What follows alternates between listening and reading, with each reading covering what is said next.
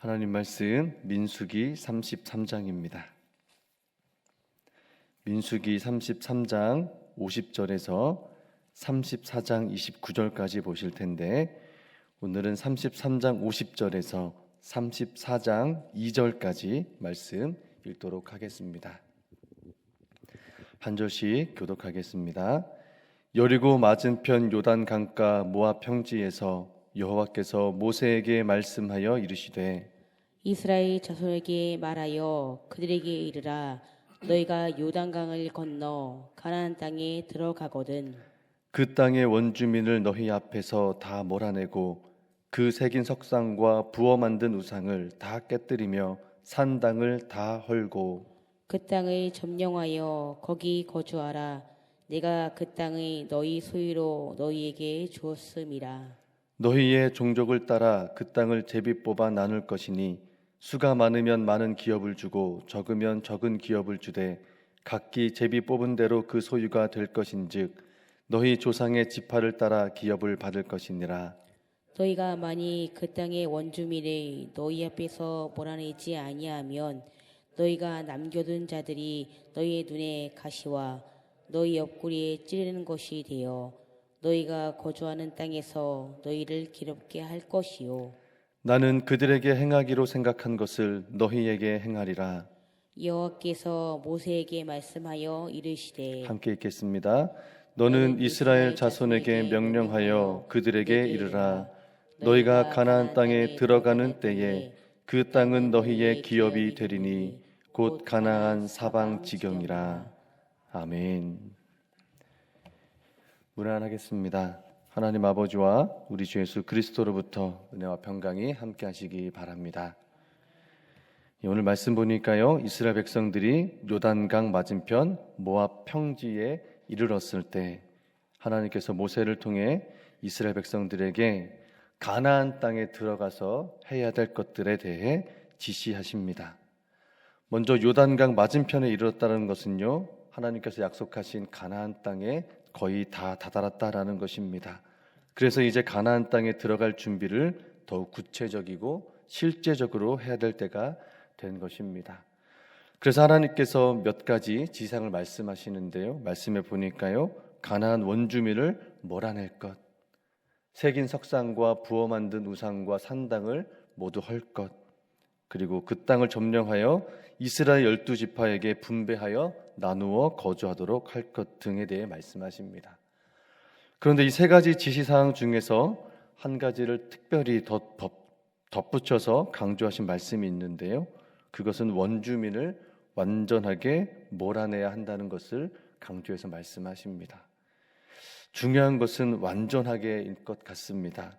왜냐하면 남겨진 원주민들로 인하여 어려움을 겪게 될 것이기 때문이죠.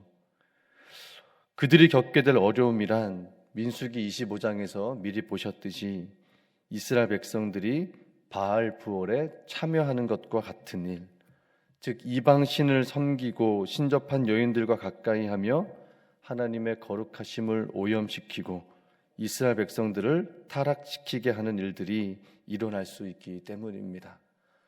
바알 부올에 참여했었던 그 일의 결과는 하나님의 심판이었습니다. 그래서 하나님께서 말씀하시기를 원주민을 완전하게 몰아내지 못함으로 인하여 그들이 남겨짐으로 인하여서 겪게 될 위험성에 대해 말씀하시고 그 위험은 결국 하나님의 심판으로 이어질 것에 대해 한 번 더 말씀하십니다. 그러면 여러분, 우리가 한번 생각해 볼 것이 있죠. 가나안 원주민을 완전하게 몰아내는 것이 왜 그렇게 중요한 일일까? 그 일에 실패할 경우 남겨진 위험에 대한 하나님의 경고의 말씀을 지금 우리의 신앙에 어떻게 적용해 볼 수 있을까? 그렇다면 하나님이 말씀하신 그대로 가나안 원주민들을 완전하게 몰아낸다는 그런 신앙은, 또 그런 신앙의 온전함에 이르려면 우리는 어떤 신앙으로 살아야 되는가? 이런 질문들을 하게 되는데요. 오늘 이런 묵상의 질문들을 가지고요, 함께 말씀을 나누고자 합니다.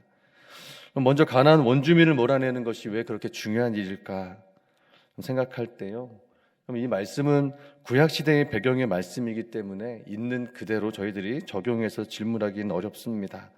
정말 누군가의 땅을 내 땅으로 삼기 위해 쳐들어가서 그들을 쫓아내라라는 것으로 이해해서는 절대적으로 안 되겠죠.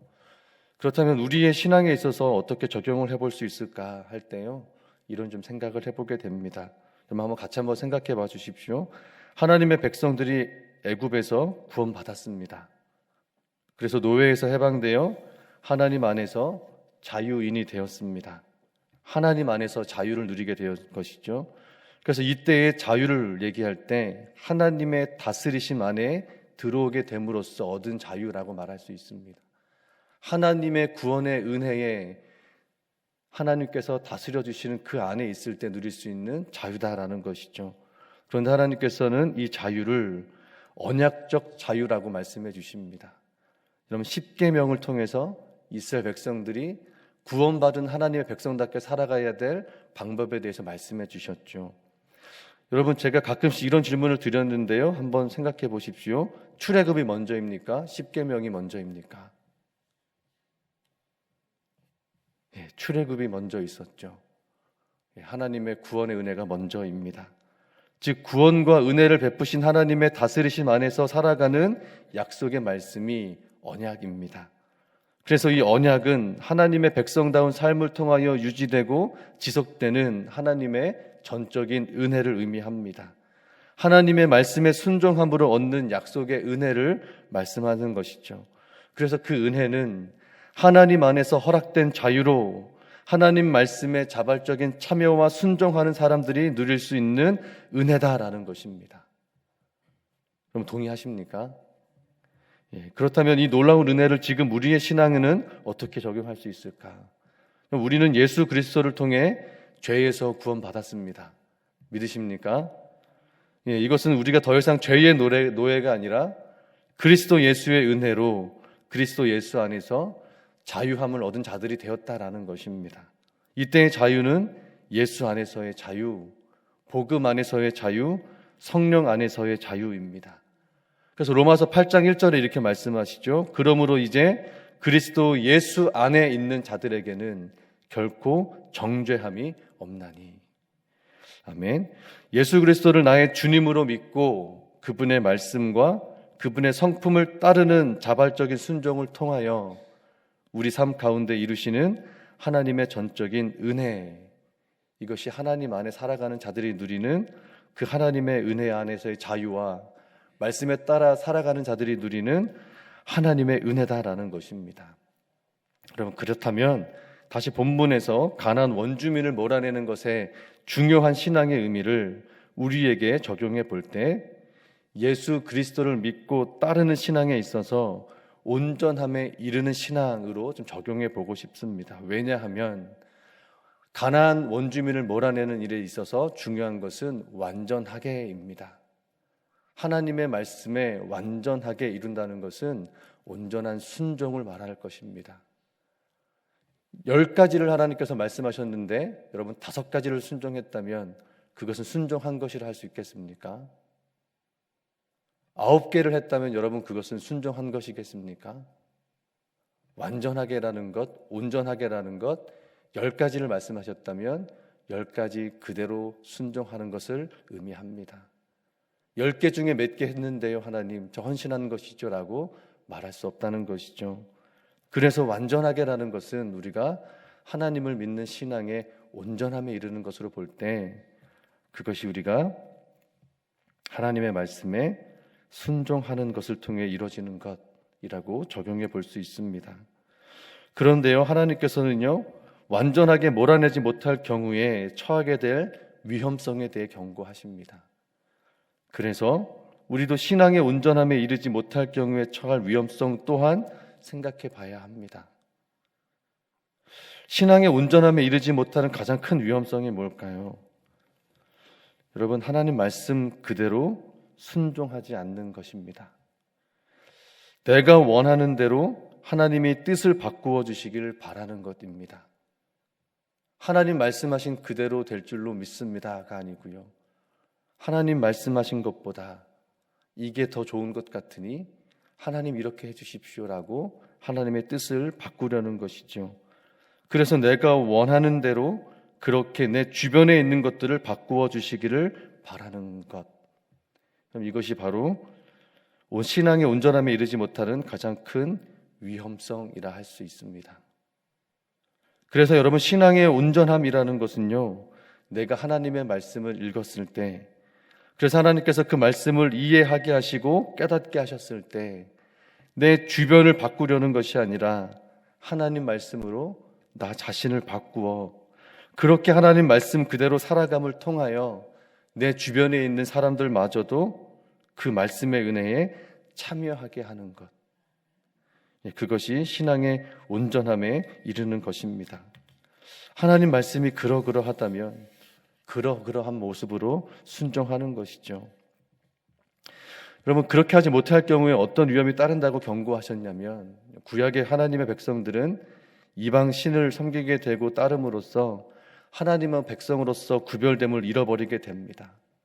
그래서 세상에 속하게 되어 하나님의 이름을 망령되어 부르는데 일조하게 되죠. 내 하나님이 어디에 있느냐.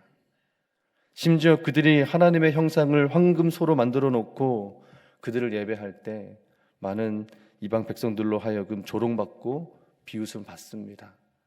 하나님 백성들이 비웃음 받고 조롱받는 것은 누구를 향한 조롱이며 비난이겠습니까? 오늘날에요, 교회가 교회답지 않다고 비난받습니다. 성도가 성도답지 않다고 비난받습니다. 몇몇 신앙의 온전함에 이르지 못하는 신앙인들이 그렇게 교회를 망가뜨렸습니다.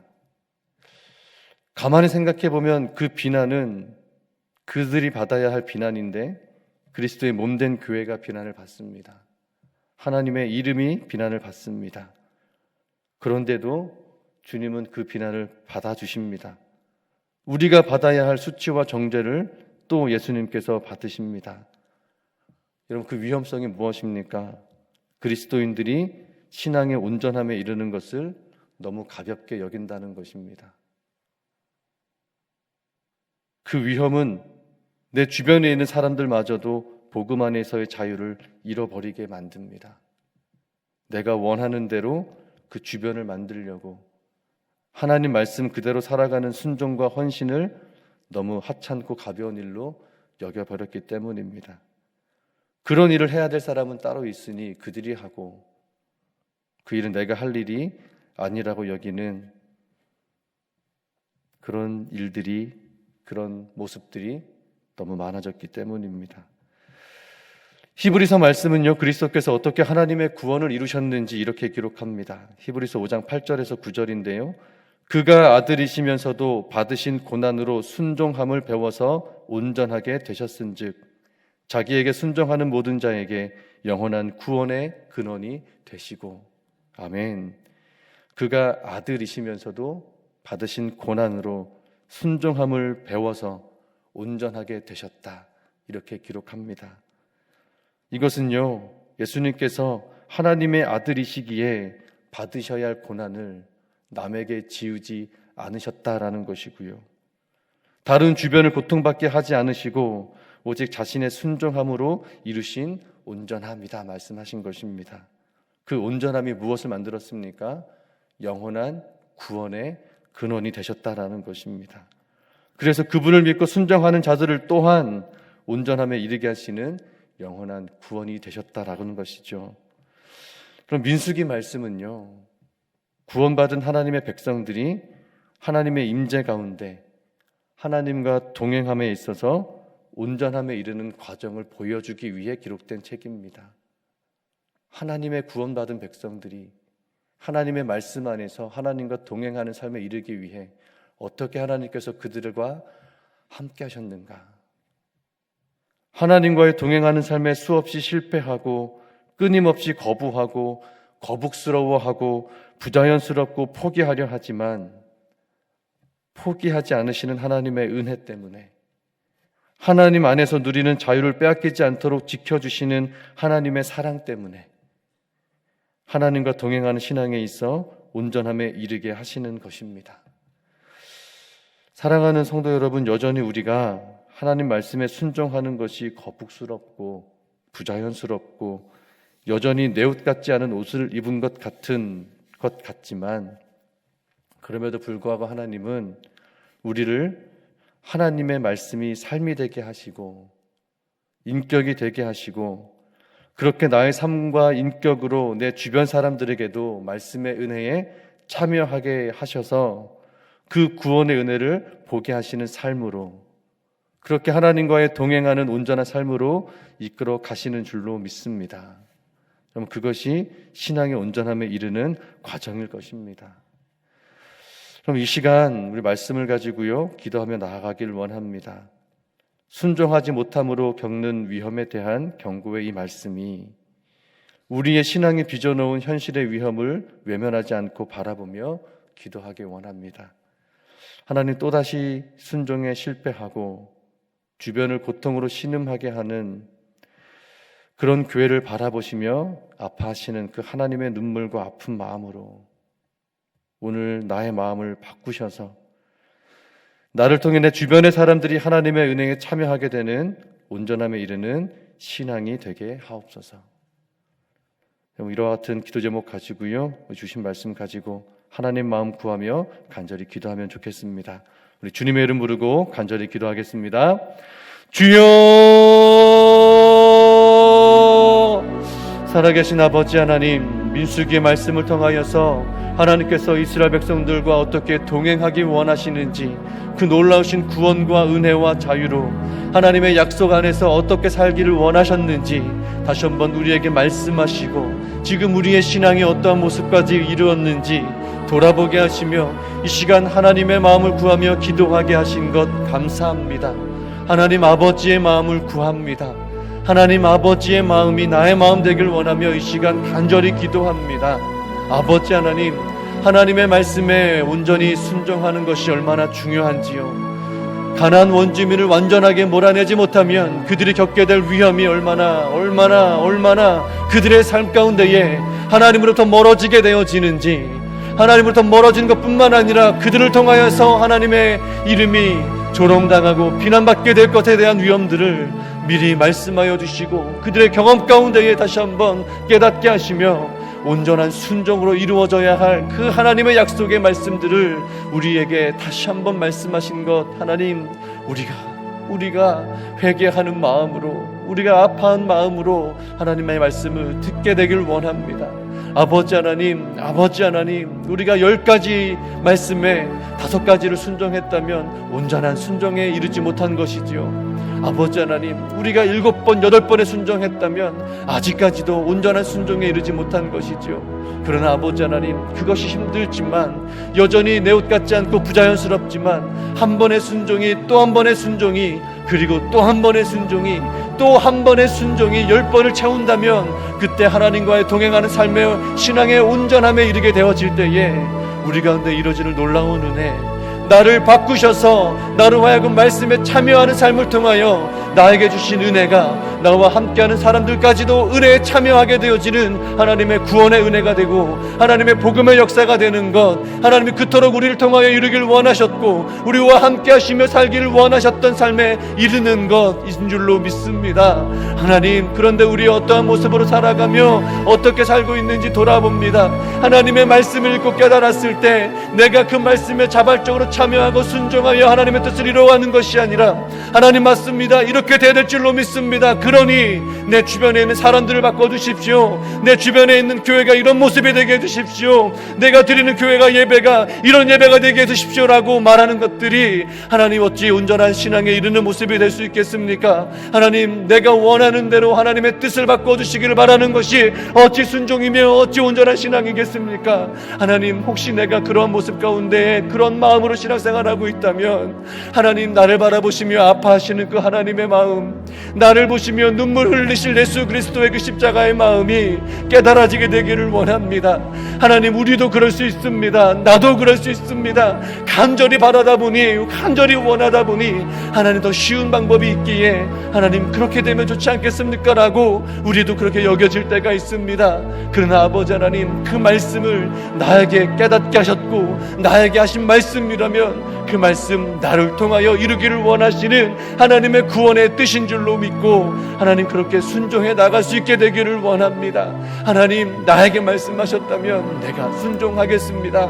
하나님 나를 통해 이루기를 원하신다면 감사합니다. 나를 통하여 이루기를 원하시는 뜻이 있음을 깨닫게 하셨으니 하나님 감사함으로 순종함으로 그 뜻 이루어 가겠습니다. 하나님 이렇게 우리 삶의 자리에서 진실하게 살아갈 때에 우리 만나교회 성도들 통하여서 그곳에 있는 사람들이 하나님의 복음을 듣게 되어지고 경험케 되어지고 알게 되어져서 하나님 우리 만나교회 성도들 통하여서 나도 그 하나님 알고 싶습니다.